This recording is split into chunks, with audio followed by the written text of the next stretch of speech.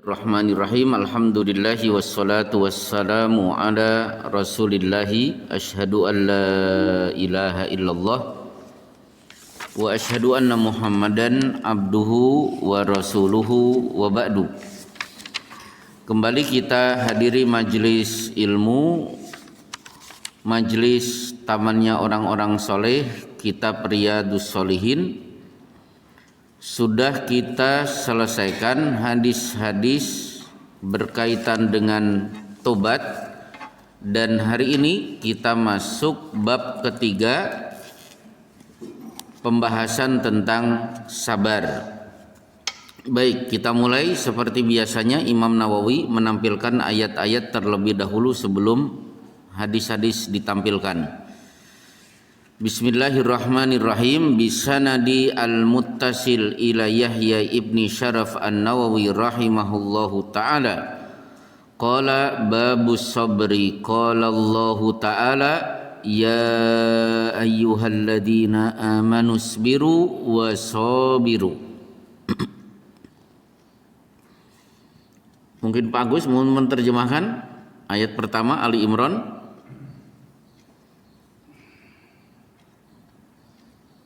Wahai orang-orang yang beriman, bersabarlah kalian dan kuatkanlah kesabaran kalian. Nah, perintah sabar dua kali, isbiru dan sabiru.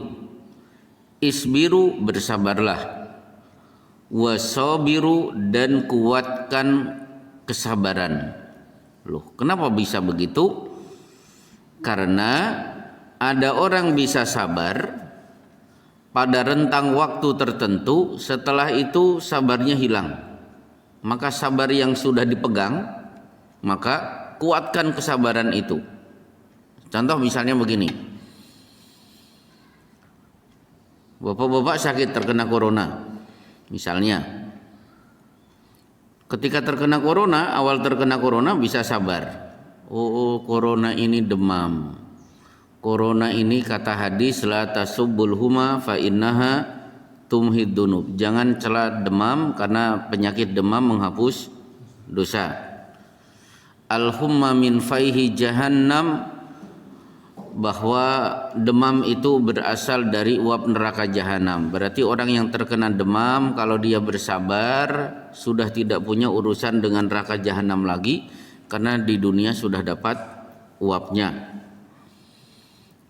Orang ini juga masih ingat inna idomal jaza ma idomil bala. Besarnya pahala itu tergantung dengan besarnya ujian. Ingat hadis-hadis ini, dia sabar. Tapi seminggu lewat, ternyata penyakitnya tidak sembuh. Waduh, mana saya mau menikahkan anak, akhirnya. Nah, setelah itu sabarnya mulai kendor. Maka perintah sabar itu ada dua. Satu, isbiru, bersabarlah. Yang kedua, sobiru, kuatkan kesabaran. Baik, ayat kedua. وَلَنَبْلُوَنَّكُمْ بِشَيْءٍ مِّنَ الْخَوْفِ وَالْجُوعِ وَنَقْصٍ مِّنَ الْأَمْوَالِ وَالْأَنفُسِ وَالثَّمَرَاتِ وَبَشِّرِ الصَّابِرِينَ. Dan sungguh kami akan memberikan cobaan kepada kalian dengan sedikit ketakutan, kelaparan, kekurangan harta, jiwa, dan buah-buahan. Dan berikanlah berita gembira kepada orang-orang yang sabar. Ya, berarti ujian itu pada khauf, ada perasaan takut. Seperti kemarin ketika corona merebak, rasa takut luar biasa. Ketika ada orang bersin, orang batuk, kita sudah pucat. Kenapa? Langsung hibrid, langsung suudon, tolong pergi. Itu kan berarti muncul rasa takut. Angka-angka jumlah korban COVID ditulis, itu kan menimbulkan rasa takut. Termasuk saya mengisi pengajian di sebuah masjid, itu masjid penuh dengan tulisan waspada COVID, ini zona merah. itu masuk masjid itu udah tidak nyaman. Apalagi ada alat pengukur suhu itu 5 titik. Jadi dibikin tegang, siapa yang masuk ke masjid itu tegang. Seandainya bukan karena ngisi pengajian saya nggak mau. Nah, itu berarti ada rasa takut. Tapi bisyai'in, takut itu syai' itu diawali dengan syai'. Tadi terjemahannya adalah sedikit. Kalau ada di dunia kita mendapatkan rasa takut itu syai', ketakutan yang sedikit dibanding rasa takut ketika kita berada di padang mahsyar. Walju, lapar. Lapar boleh jadi lapar karena tuntutan syar'i seperti laparnya orang yang saum atau laparnya orang yang berada di satu daerah ketika ketersediaan makanan terbatas. Wa naqsi minal amwal, kekurangan harta seperti para pedagang karena PPKM omset dagangnya berkurang. Wal anfus, jiwa, berarti ada anggota keluarga kita yang meninggal dunia. Was samarat, buah-buahan, berarti masa paceklik. Allah berikan itu untuk mengetahui bahwa basyiris sabirin, siapa di antara mereka yang sabar karena akan mendapatkan kabar gembira. Justru muncul rasa takut, lapar, kurangnya harta, hilangnya nyawa, dan berkurangnya buah-buahan untuk diketahui siapa di antara hamba-hamba Allah yang bersabar. Dalil ketiga, innama yuwaffas sabiruna ajrahum bighairi hisab. Sesungguhnya hanya orang-orang yang bersabarlah yang dicukupkan pahala mereka tanpa batas. Ya, pahala orang yang sabar tanpa batas. Kalau di surat Wat-Tini, ajrun ghairu mamnun, balasan tidak ada henti-hentinya. Tanpa batas itu kalau Bapak bayangkan seperti angka. Angka itu tidak punya batas. Selesai 9, habis itu 10. Habis 10, kemudian 11. Begitu sampai angka 9 triliun, habis itu 10 triliun. Habis itu 11 triliun. Tidak ada batas. Berarti orang yang sabar ketika ditimpa rasa takut, ada lapar, harta berkurang omsetnya, ada anggota yang meninggal dunia, buah-buahan pacaklik atau gagal panen, kalau sabar nanti pahalanya tidak ada batasnya. Walaman sabara wa ghafara inna dzalika lamin azmil umur. Tetapi orang yang bersabar dan memaafkan, sesungguhnya perbuatan yang demikian itu termasuk hal-hal yang diutamakan. Ya, Bapak disakiti, itu kadang-kadang ada orang yang sabar tok,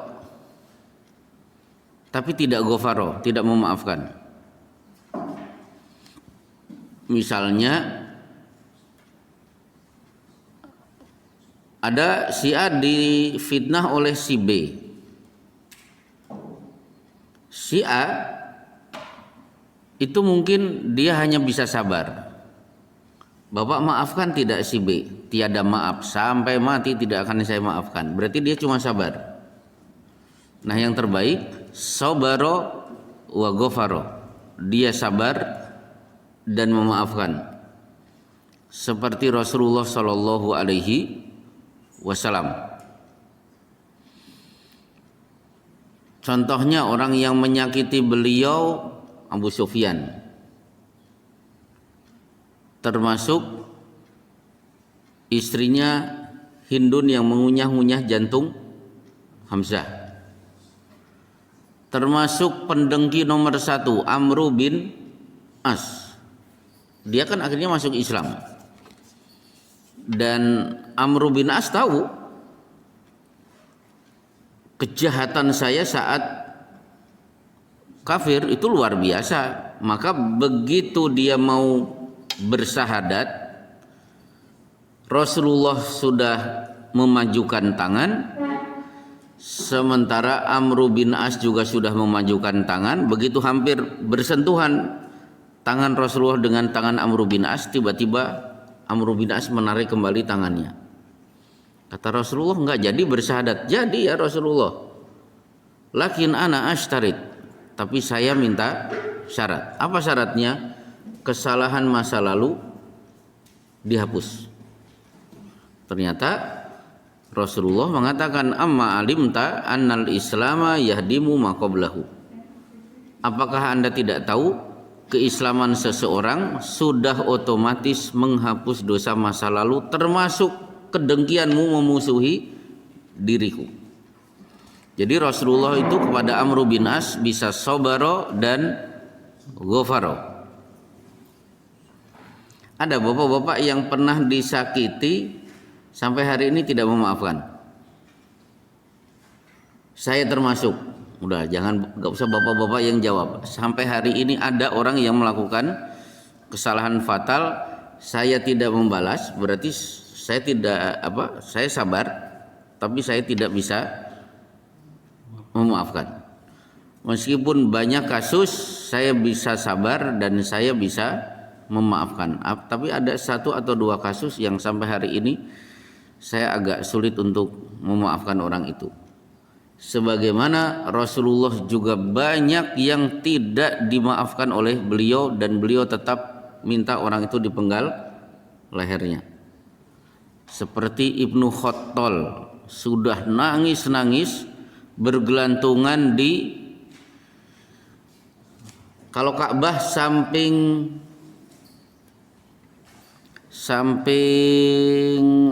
Hajar Aswad disebut apa?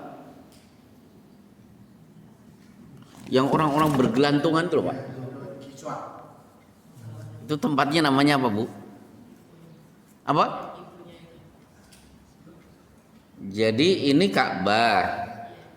Ini kan Hajar Aswad. Di samping kanannya kan orang-orang pada begini, pada bergelantungan. Ini Pak Ustaz. Ikut bisa bergelantungan. Nah, itu namanya multazam. Itu salah satu tempat yang mustajab.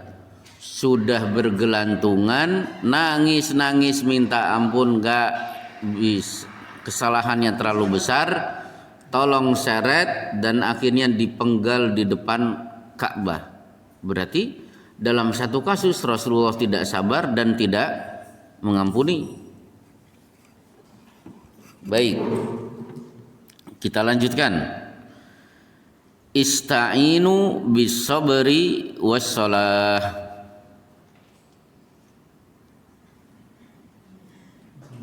Ya, Al-Baqarah di bawahnya.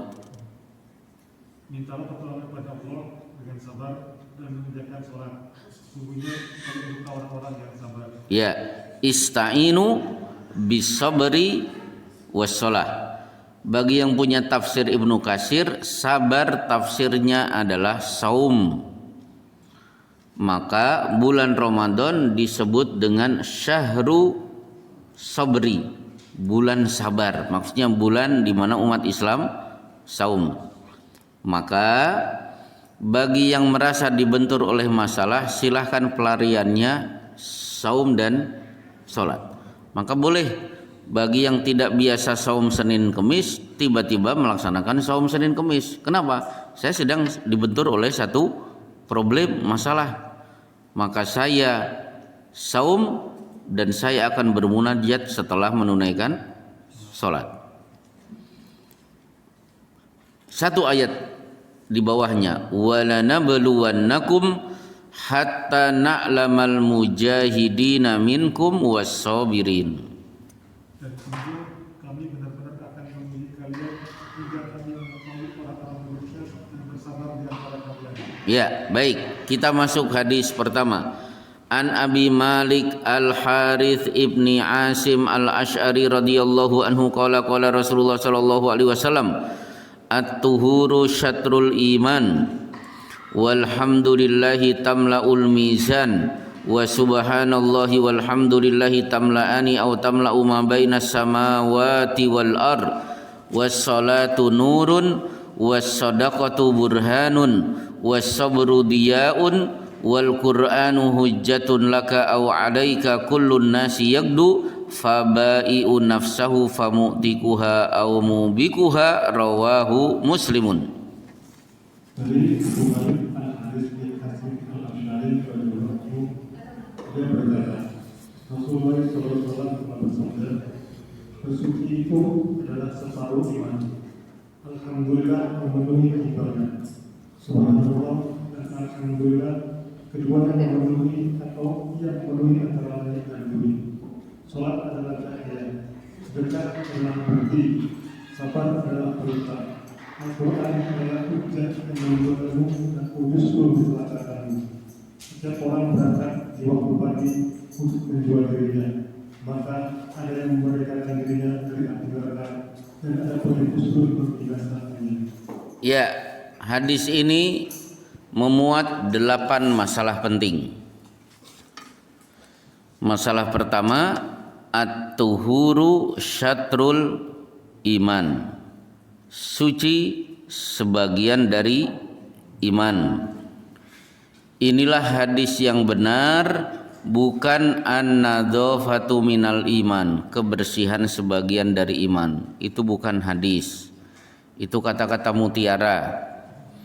Biasanya di rumah sakit Islam itu tertulis ini mutiara ini, an-nadzafatu minal iman, kebersihan sebagian dari iman. Isinya bagus tapi jangan diklaim sebagai hadis.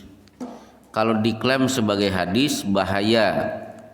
Bahayanya man qala alayya walam aqul falyatabawa maq'adahu minan nar. Siapa yang berani mengatakan ini sabdaku padahal aku belum pernah bersabda, maka pada hari kiamat dipersilahkan duduk di neraka.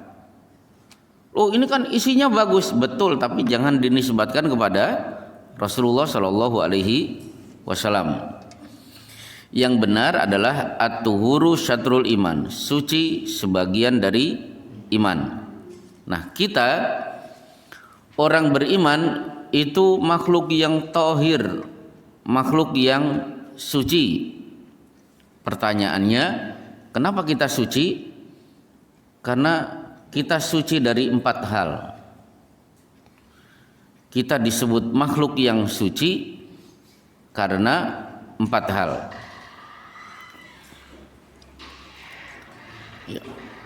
Yang pertama, karena kita suci dari noda syirik.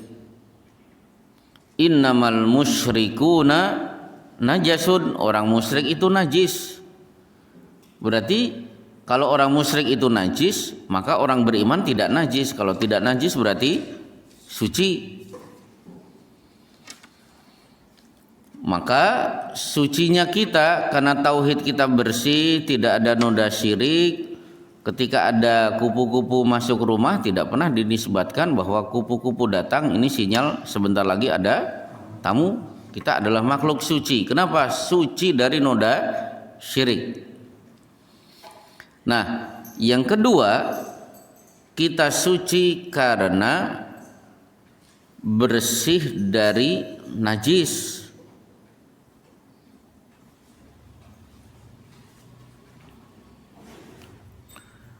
Wa yas'alunaka 'anil mahid. Mereka bertanya kepadamu wahai Muhammad tentang wanita haid. Qul huwa adza, katakan haid itu kotor. Fa'tazilun nisaa fil mahid. Jauhi, jangan dicampuri istrimu saat sedang haid.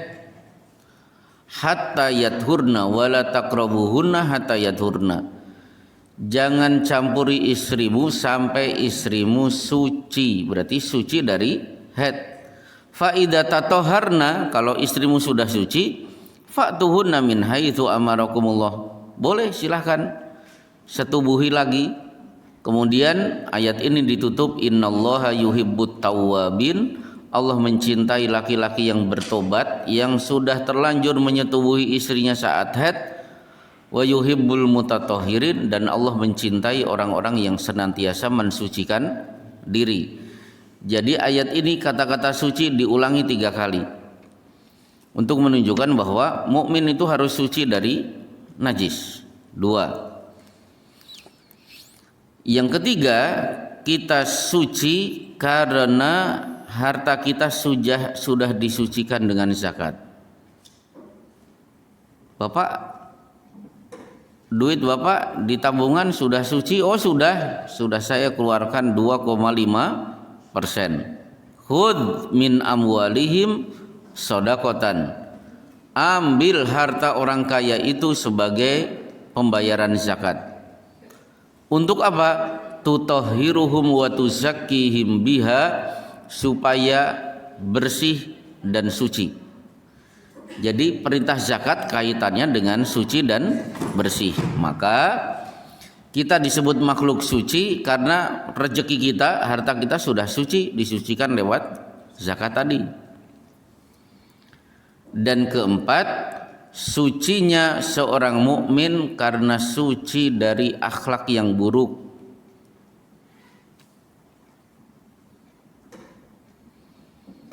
Kan ada sahabat mencerai istrinya, masa iddah belum dirujuk. Mungkin masih ingat masa iddah wanita yang ditalak berapa? 3 bulan 10 hari. Nyari ayatnya nggak ketemu itu Bu, kalau 3 bulan 10 hari. 4 bulan harusnya.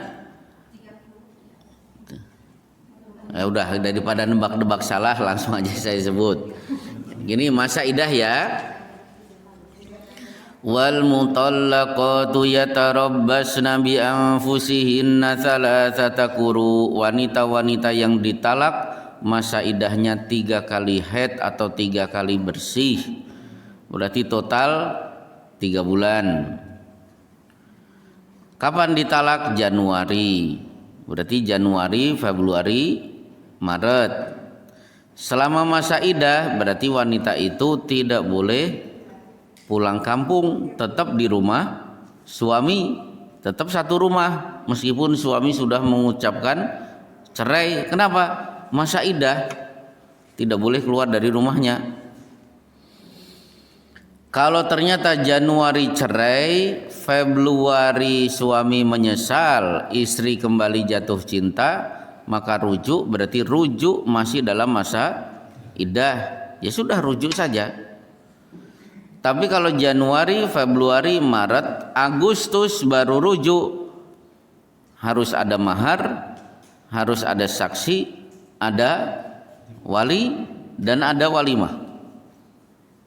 Itu pentingnya memahami masa iddah. Satu. Yang kedua, masa iddah wanita yang ditinggal mati suami. Walladzina yutawaffawna minkum wa yadharuna azwajan yatarabbasna bi anfusihinna arba'ata ashhurin wa asra. 4 bulan 10 hari. Nah, yang 4 bulan 10 hari, bukan 3 bulan Ibu ya, 4 bulan 10 hari. Ini wanita yang ditinggal mati suami. Tolong ibu-ibu diingat-ingat kalau nanti ada tetangga yang dicerai, tetangga yang mati. Nah, jadi ibu langsung bisa menyampaikan. Kemudian masa iddah wanita yang hamil, wa ulatul ahmali ajalahunna ayyadna hamlahun. Wanita-wanita hamil masa iddahnya ketika melahirkan. Nah sekarang ada seorang wanita bernama Zainab dalam keadaan hamil. Tanggal 1 Januari suami meninggal dunia. Tanggal 3 Januari bayi yang ada di perut sudah lahir. Masa iddahnya diambil 4 bulan 10 hari atau lahirnya si anak. Karena masa iddah itu juga kaitannya dengan pernikahan. Kalau wanita sudah selesai masa iddah itu boleh menikah lagi. Coba saya ulangi. Wanita bernama Zainab hamil. Tanggal 1 Januari suami meninggal. Tanggal 3 Januari lahir. Yang diambil masa iddahnya kelahiran anak atau 4 bulan 10 hari. Atau pertanyaan yang paling mudah begini, boleh tidak si Zainab menikah lagi dengan laki-laki lain tanggal 5 Januari? Kata siapa? Wah, itu kalau terjadi heboh luar biasa. Zainab, hah? Tanggal 1 suami mati, tanggal 5 sudah nikah lagi. Itu pasti akan menjadi headline news. Baik, tapi benar. Jawabannya benar.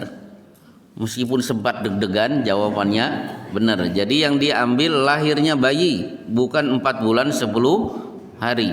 Secara fikih tanggal 3 Januari, jadi lahir jam ba'da asar, wanita ini iqomat isya sudah nikah lagi dengan laki-laki lain, itu sah secara fikih.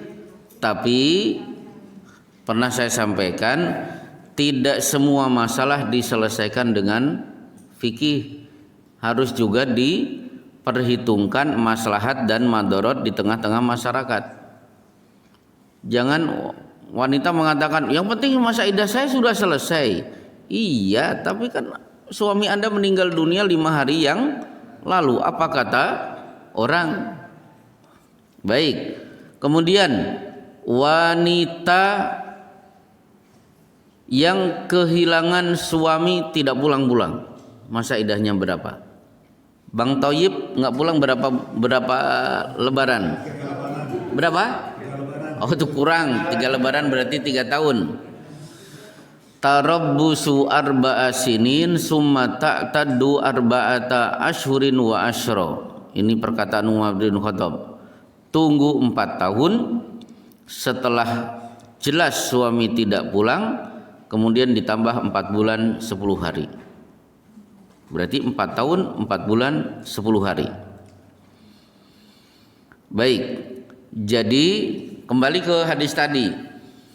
Kenapa disebut suci? Karena kita suci dari perilaku atau akhlak-akhlak yang tercela. Kasus seorang sahabat mencerai istrinya, masa iddah sudah lewat, belum dirujuk, akhirnya istrinya dipulangkan ke rumah orang tuanya. Beberapa waktu kemudian ternyata si suami, mantan suami ingat dengan mantan istri juga punya keinginan untuk rujuk lagi.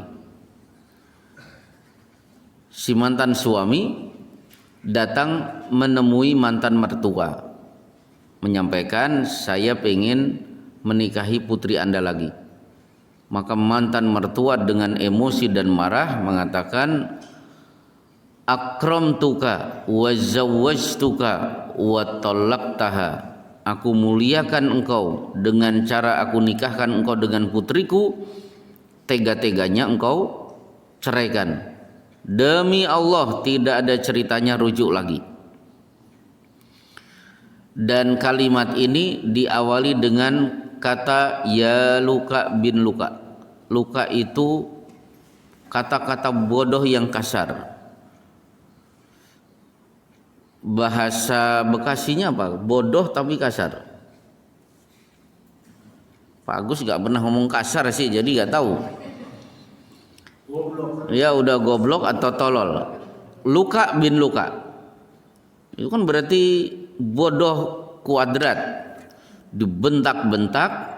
Akhirnya laki-laki ini kemudian sedih, tapi dia ingat Rasulullah Shallallahu Alaihi Wasallam. Dia menghadap Rasulullah, ternyata Rasulullah baru saja mendapatkan ayat wa idza talaqtumun nisaa fabalagna ajalahunna fala ta'duluhunna an yankihna azwajahun idza taradau bainahum bil ma'ruf. Wahai mantan-mantan mertua, kalau istrimu sudah ditalak, putrimu ditalak, masa iddah sudah selesai, ternyata putrimu dan mantan suaminya pengen balik lagi, jangan halang-halangi mereka untuk kembali membina rumah tangga. Dzalikum azka lakum wa athhar. Nah, di situ ada kata-kata suci. Itu lebih suci dan bersih bagimu. Maksudnya bersihkan hatimu dari noda-noda dendam, tersinggung, marah kepada mantan menantu. Berarti mukmin itu suci karena suci dari noda sifat-sifat yang buruk. Akhirnya suci kita karena suci dari noda syirik, suci dari najis, suci hartanya bersih setelah dikeluarkan zakatnya, dan suci karena kita bersih dari sifat-sifat buruk seperti dendam, iri, dengki, sombong dan lain sebagainya. At-tuhuru syatrul iman. Suci sebagian dari iman. Nah, suci di sini adalah berwudu. Karena setelah berwudu kita punya peluang untuk menunaikan sholat. Setelah berwudu menyebabkan kita akan siap untuk membaca Quran. Dari wudu muncul banyak amal soleh. Karena meskipun ada di antara kita meyakini tawaf itu tidak disyaratkan wudu, tapi saya yakin jamaah umroh tidak ada yang berani tawaf kecuali wudu terlebih dahulu. Betul, wudu itu kaitannya dengan sholat 2 rakaat di maqam Ibrahim, tidak ada kaitannya dengan tawaf sebagaimana pendapat Imam Ibnu Taimiyah. Tapi Pak Agus kemarin sebelum tawaf wudu dulu nggak? Aduh, lupa. Ya, yang jelas ketika saya bawa jamaah biasanya di halaman, coba yang masih pengen kencing silahkan kencing dulu kan gitu. Jangan lupa wudu. Saya tidak akan membahas apakah wudu itu wajib tidak untuk tawaf. Sebagian ulama mewajibkan, selain sebagian ulama tidak mewajibkan. Tapi tetap saya minta masuk Masjidil Haram dalam keadaan sudah wudu. Pokoknya hilangkan pembahasan fikih tentang status wudu sebelum tawaf. Baik, kalimat pertama selesai. Kalimat kedua, walhamdulillahi tamlaul mizan, mengucapkan alhamdulillah timbangan sudah penuh. Padahal sehari kita ucapkan alhamdulillah 17 kali ketika sholat 17 rakaat, sudah otomatis alhamdulillahirabbil alamin. Otomatis karena sholat 5 kali, selesai sholat kita akan mengucapkan alhamdulillah 33 kali. Waalaikumsalam. Otomatis ketika kita bangun kita akan mengucapkan alhamdulillahilladzi ahyana ba'dama amatana wa ilaihi nusur. Otomatis ketika kita selesai bersin alhamdulillah. Selesai makan alhamdulillahilladzi hamdan katsiran thayyiban mubarakan fi ghaira makfin wala mustaghna anhu rabbana. Begitu ada konsumsi di belakang alhamdulillahi bi ni'matihi tatimmus sholihat. Dari rumah memang saya niat tidak sarapan karena suudon nanti ada konsumsi. Jadi alhamdulillah sekali saja bikin timbangan berat. Nah, ternyata kita setiap hari tidak terhitung berapa kali kita ucapkan alhamdulillah. Yang masalah ketiga, wa subhanallahi walhamdulillahi tamla'u ma bainas samawati wal ard. Mengucapkan subhanallah walhamdulillah itu memenuhi langit dan bumi. Nah, 2 kalimat ini pernah saya jadikan jawaban ketika ada anggota pengajian yang mengatakan, saya tiap hari bekerja, pulang tiap hari larut malam karena harus menghadapi kemacetan. Saya tanya, Bapak sampai rumah jam berapa? Ya jam 9, rata-rata 9 malam. Sudah sampai rumah kan capek, pengennya tidur. karena kelelahan kadang-kadang tidak sempat sholat tahajud. Isya itu biasanya di perjalanan pulang. Udah nggak terbayang kapan saya baca Quran. Akhirnya beliau bertanya, kira-kira apakah ada amalan yang membuat timbangan saya berat? Karena kelihatannya ritme kerja yang membuat saya tidak sempat mengamalkan amalan-amalan sunnah. Maka saya jawab, oh bisa, tidak mesti harus duduk manis membaca Quran. Karena bapak kan tidak hafal Quran. Kalau orang yang hafal Quran kan sambil nyetir bisa baca. Maka saya sampaikan sambil nyetir, bapak baca ya Rabbi lakal hamdu kama yanbaghi li jalali wajhika wa adimi sultanik. Kalimat ini di tafsir Ibnu Katsir, malaikat kebingungan menulis skor pahalanya. Fasaida ilas sama, malaikat pun naik ke langit bertanya kepada Allah, orang ini diberi pahala berapa? Madza qala amdi wallahu a'lamu bima qala abduhu. Malaikat, apa yang diucapkan hambaku? Kenapa kamu tidak tahu menulis pahalanya? Malaikat menjawab, hambamu membaca ya Rabbi lakal hamdu kama yanbaghi li jalali wajhika wa adimi sultanik. Maka Allah berfirman, uktub madza qala abdi. Khusus ini tulis yang dibaca hambaku, tidak usah ditulis pahalanya. Itu kan berarti pahalanya besar. Ya sudah, bapak tidak ada waktu tahajud, tidak ada waktu tilawatul Quran sambil berangkat ke kantor, itu yang dibaca. Termasuk hadis ini, mengucapkan wa subhanallah walhamdulillah, pahalanya memenuhi langit dan bumi. Itu alternatif. Atau Syekh Ayat Al-Qarni menganjurkan, ya sudah baca aja kulhu 33, setiap 3 kali pahalanya setara dengan 30 juz. Coba Pak Agus baca kulhu dari sini sampai rumah, itu berapa kali? Nah, kalau saya yang pulang nanti kulhu, wah itu lebih panjang lagi. Baik, masalah keempat, was-sholatu nurun, salat itu cahaya. Cahaya di sini cahaya yang betul-betul benda, ada cahaya yang non benda. Yang non benda berarti salat itu tanha anil fahsyai wal munkar, membuat orang itu sensitif sehingga benci dan bisa menghindari perbuatan keji dan munkar. Itu maksud cahaya yang non benda.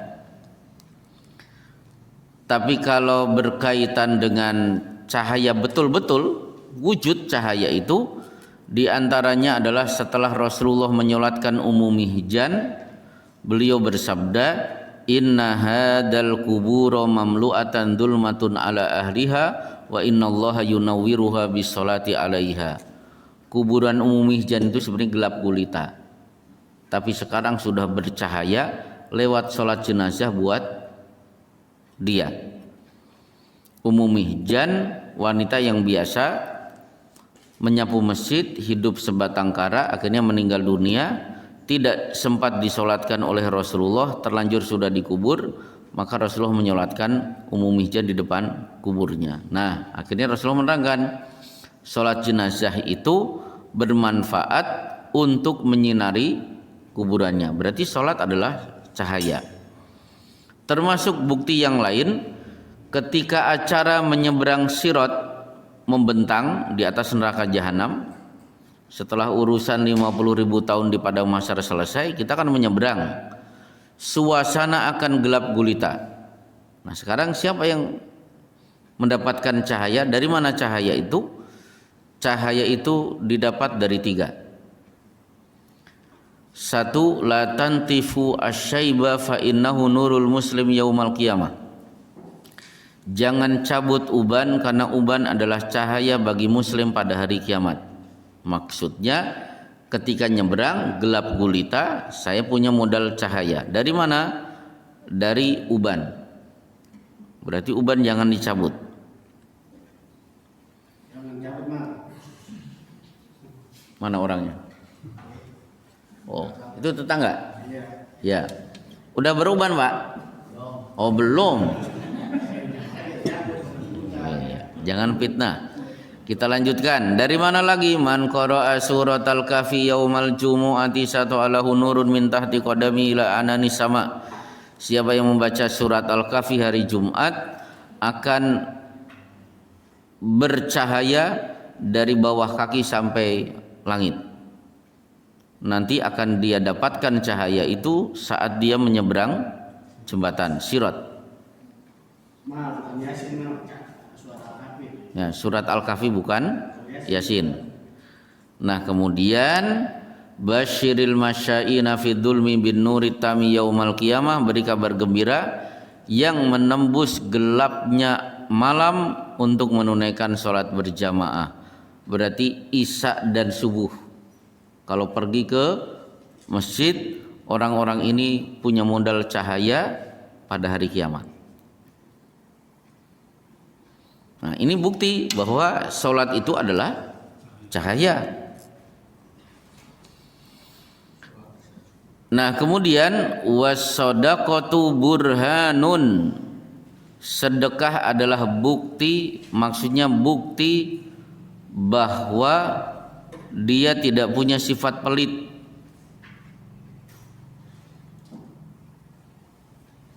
Tidak punya sifat. Jadi pelit itu kan ada dua, bakhil dan juben. Bakhil itu pelit terhadap harta, juben pengecut, terjemahan Indonesianya pengecut, bakhil terhadap nyawa. Orang yang bakhil terhadap harta berarti dia tidak mau sedekah, zakat, infak, sedekah. Dia sayang nyawa, maka dia tidak akan pergi berjihad. Maka jihad itu ada dua, bi amwalikum wa anfusikum, siap kehilangan harta dan siap kehilangan nyawa. Nah, menariknya di sini wasabru diyaun. Sabar itu kalau tidak salah sinar ya Pak ya terjemahannya. Oh, pelita, betul. Jadi gini, apa bedanya nurun dan diyaun? Terjemahan Indonesia cahaya. Bedanya nur itu cahaya, tidak ada kandungan panasnya. Wa ja'alal qamara nuran. Allah jadikan bulan itu nur. Kalau matahari wasyamsa diyaan, matahari itu cahayanya adalah dia, sinar yang mengandung panas. Kalau sholat cahaya tidak ada panasnya. Tapi kalau sabar, iya cahaya tapi ada panasnya. Coba Bapak ditampar, betul sabar, tapi hati tetap panas. Apa ada orang habis ditampar atau habis ditilang polisi, ya saya sabar, terus sholat duhur khusyuk? Nggak ada. Saya pengen lihat orangnya, saya tambah khusyuk kalau habis ditilang polisi. Sabar tidak mas, sabar, khusyuk enggak. Berarti bukti bahwa sabar itu ada panasnya. Meskipun sabar itu ada dua kemungkinan, sabar karena yang dia kejar pahala maka saya sabar, atau sabar karena dia tidak punya kemampuan untuk membalas. Pak, tadi ditampar preman Bapak sabar tidak membalas. Iya, kenapa? Takut. Baru keluar dari penjara kasus mutilasi, udah badannya besar. Itu berarti sabarnya bukan karena pahala, tapi karena tidak bisa membalas. Baik, kalimat berikutnya berarti ketujuh, wal Qur'anu hujjatun laka au alaika. Quran itu hujjah.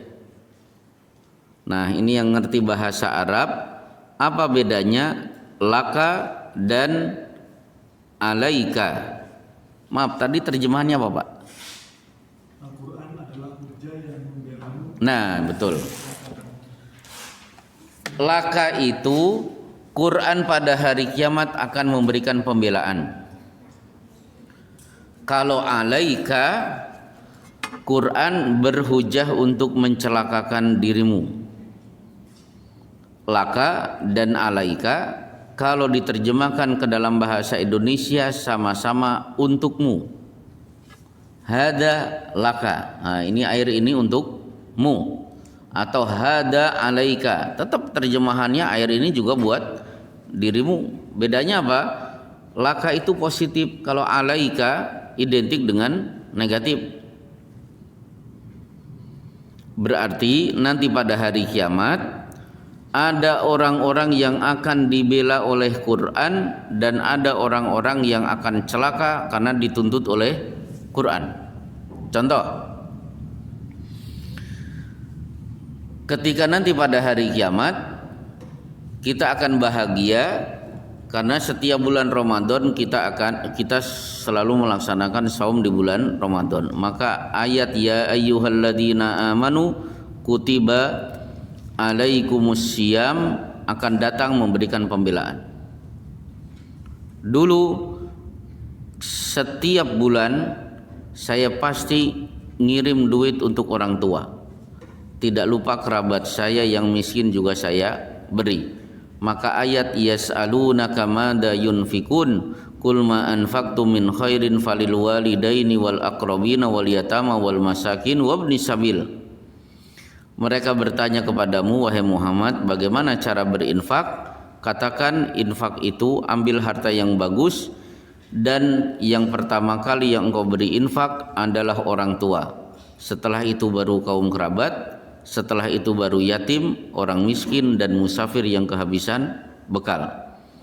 Maka orang yang bapak-bapak yang setiap bulan tidak lupa menyisihkan untuk orang tua, kaum kerabat, ayat ini akan datang akan memberikan pembelaan. Semakin banyak ayat yang kita amalkan, semakin banyak kita diberi pembelaan. Ternyata ada orang di Indonesia menolak hukum potong tangan bagi pencuri karena tidak sesuai dengan kepribadian bangsa Indonesia. Potong tangan bagi pencuri tidak manusiawi. Maka ayat akan datang wasariqu wasariqatu faqtau aydiyahuma, pencuri laki dan perempuan potong tangannya, maka dia akan berhujah untuk mencelakakan orang yang menentang ayat ini. Atau ada orang yang kutiba ya ayyuhalladzina amanu kutiba alaikumusiyam disambut dengan bahagia, tapi ya ayyuhalladzina amanu kutiba alaikumul qisas, hai orang yang beriman tegakkan hukum qisas dalam kasus pembunuhan. Kalau ini ditolak, berarti ayat ini datang akan memberikan hujah untuk mencelakakan orang-orang yang pernah menolak hukum qisas. Baik, masalah ke-8, setiap hari orang akan keluar dari rumahnya. Tiap hari bapak-bapak keluar, ibu-ibu juga begitu. Maka perbuatan yang dia lakukan fabai'un nafsahu famu'tikuha. Ada orang yang keluar melakukan banyak perbuatan, nanti hari kiamat dia akan terbebas dari siksa neraka karena perbuatan yang dia lakukan selama dia keluar dari rumah. Tapi aumubikuha, ada orang yang keluar dari rumah justru semua perbuatannya akan mencelakakan dia nanti pada hari kiamat. Maka karena kalimat terakhir inilah sebagian ulama menganjurkan ketika kita berbaring mau tidur, selain membaca bismika Allahumma ahya wa amut, juga kalau bisa direnungkan kembali sejak bangun tidur sampai saya berada di atas tempat tidur lagi, kira-kira perbuatan saya lebih banyak mana yang mu'tikuha, membuat saya terbebas dari neraka, atau terjerumus ke dalam neraka.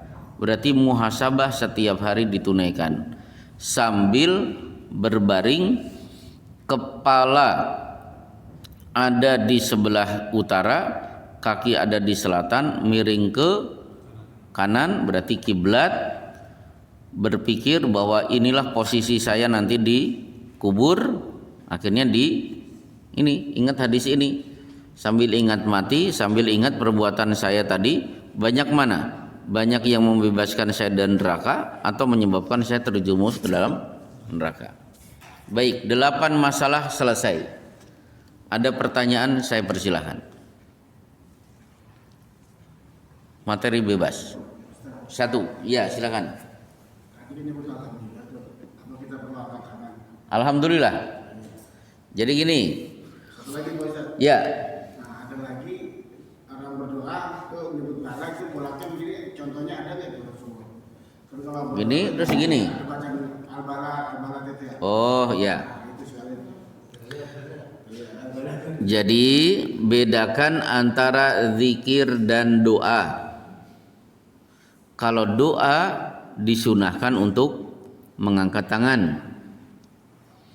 Dihitung oleh Syekh Abdullah Abdurrahman Al-Bassam di kitab Tawdihul Ahkam jilid keempat, ada sekitar 100 hadis yang menunjukkan berdoa itu mengangkat tangan. Di antaranya innallaha hayyun karimun yastahyi min 'abdihi idza rafa'a yadayhi tsumma yarudduhuma safra. Allah itu pemalu, maha mulia, malu kalau ada hambanya mengangkat tangan berdoa sementara doa selesai diturunkan tanpa Allah kabulkan doanya.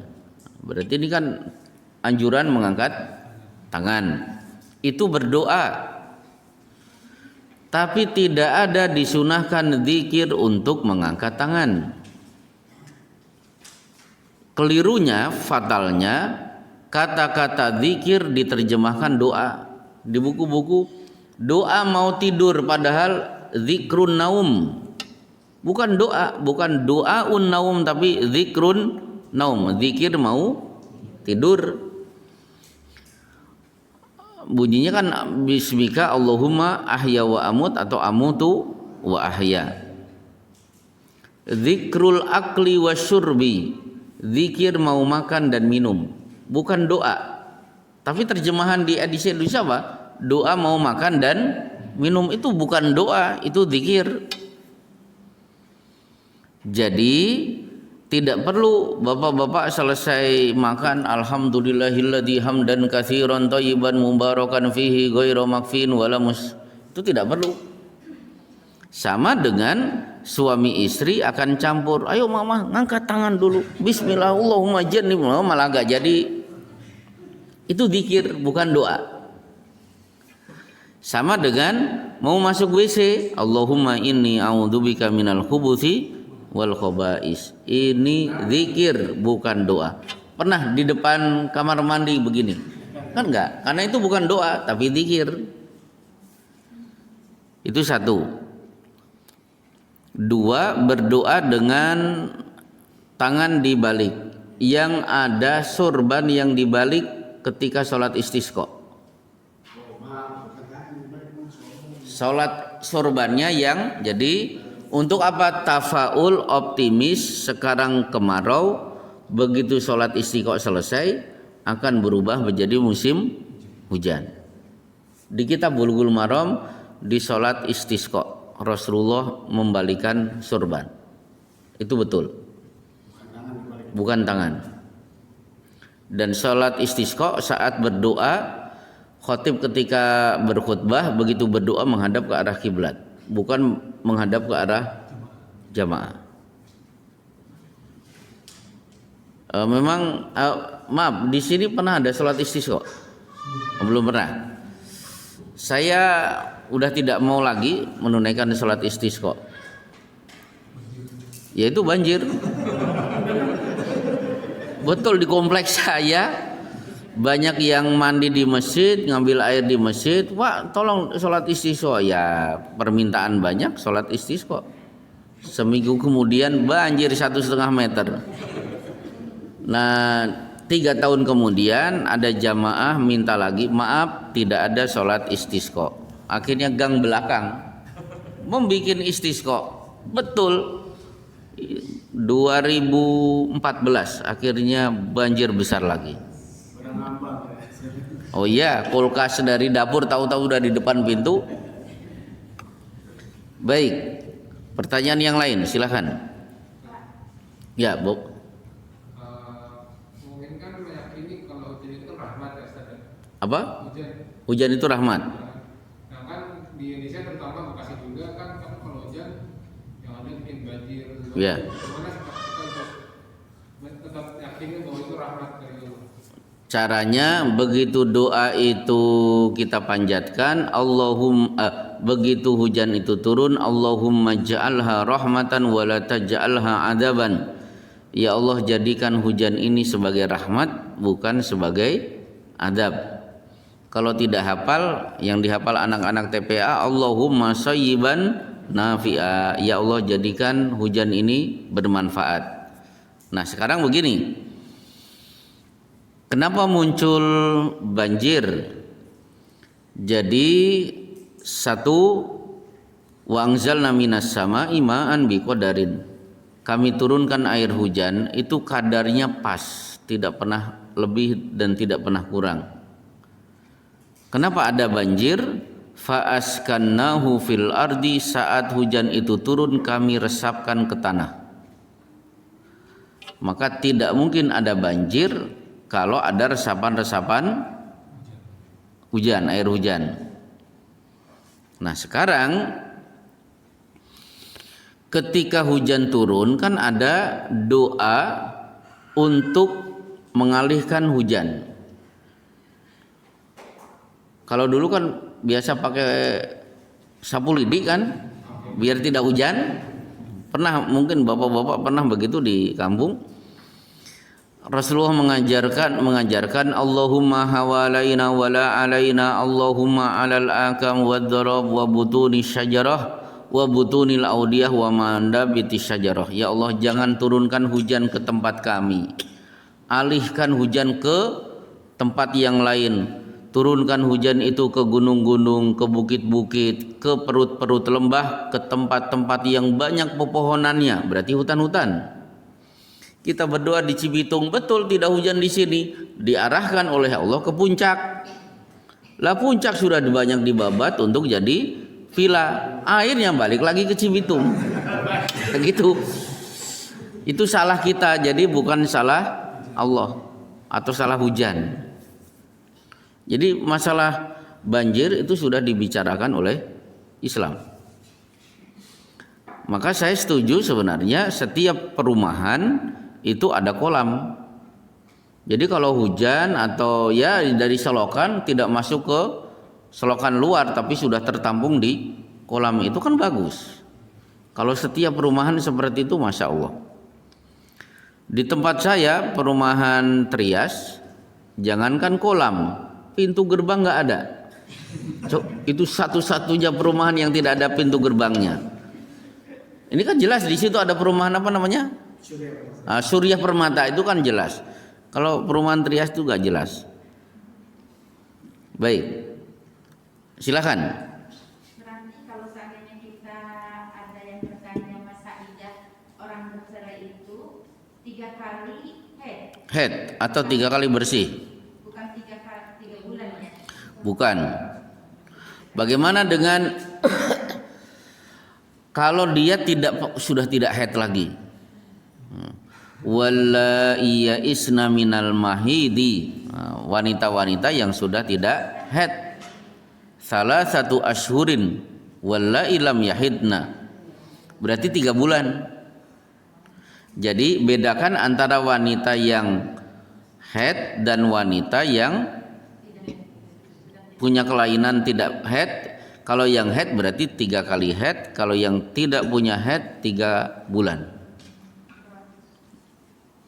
Ya, itu masa idah. Harus dipahami oleh ibu-ibu, tidak salah kalau bapak-bapak tahu. Karena punya niat mau menikahi, nunggu kapan masa idah. Loh, coba Fatimah binti Qais itu begitu masa idah, di depan pintunya 2 orang laki-laki. Abu Jaham dan Muawiyah. Itu kan hebat itu. Berarti perhatian betul, ini kapan masa iddah selesai? Kok tiba-tiba dua orang itu kompak sudah di depan pintu rumah Fatimah binti Qais? Udah diintip jauh-jauh. Kenapa? Udah diintip jauh-jauh. Iya, diintipi jauh-jauh karena bingung dua orang. Akhirnya orang wanita ini kan menghadap Rasulullah. Siapa yang melamar kamu? Abu Jaham dan Muawiyah. Kata Rasulullah, tolak dua-duanya. Ama Abu Jaham fasoklukun la Amma Abu Jaham rajulun la yadau asahu an atikihi. Abu Jaham itu laki-laki yang suka mukul. Jadi sering melakukan KDRT. Kalau Muawiyah sa'lukun lama lalahu, dia masih senang luntang-lantung, belum punya pekerjaan. Lalu aku harus menikah dengan siapa? Inilah karakter wanita Madinah. Itu tidak tertutup, tapi apa yang ada dalam hatinya tidak malu-malu untuk diungkapkan. Saya nikah dengan siapa ya Rasulullah? Kalau orang Betawi ngomongnya apa? Kalau begitu aku nikah dengan siapa dong? Pakai dong kalau orang Betawi. Akhirnya apa? Ankihi Usamata, siap-siap nikah dengan Usama. Padahal Usama lagi tiduran di rumah, dipanggil oleh Rasulullah, siap-siap nikahi. Itu akhirnya itu kan menunjukkan dapat rezeki nomplok. Dia belum punya niat nikah, tiba-tiba ada jodoh di depan mata. Itulah sebagaimana ungkapan penyair, rubba ramyatin bi ghairi ramin. Boleh jadi yang memanah tepat itu bukan pemanah. Orang yang datang tidak pernah belajar manah, ngawur-ngawuran, ternyata tetap tepat mengenai sasaran. Maksudnya begini, coba pemain dunia itu kan banyak kasus tidak bisa menceploskan tendangan penalti, akhirnya merugikan tim, padahal dia pemain the best. Tapi kadang-kadang pemain yang biasa-biasa saja malah bisa menceploskan gol. Atau contoh yang lain, anak-anak yang ingin memperebutkan layangan putus. Wah, lari ke sana kemari. Kadang-kadang mereka yang lari ke sana kemari tidak dapat, tapi yang duduk manis tiba-tiba ada layangan datang, akhirnya dia tanggap. Seperti saya pernah nyantai di depan rumah, kok ada layangan datang. Begitu saya tangkap, rombongan 10 anak. Akhirnya ya saya berikan kepada salah satu anak itu. Sama dengan tadi, yang ngebet pengen menikahi wanita ini 2 orang ternyata tidak dapat, yang tiduran di rumah akhirnya malah dapat. Cakepan yang ini. Kalau bisa Bapak santai, tahu-tahu rezeki ada di rumah. Masya Allah. Wallahu alam bissawab. Wassallallahu ala Muhammad wa ala alihi washabihi ajmain. Subhanaka Allahumma bihamdika asyhadu an la ilaha illa anta astaghfiruka wa atubu ilaik.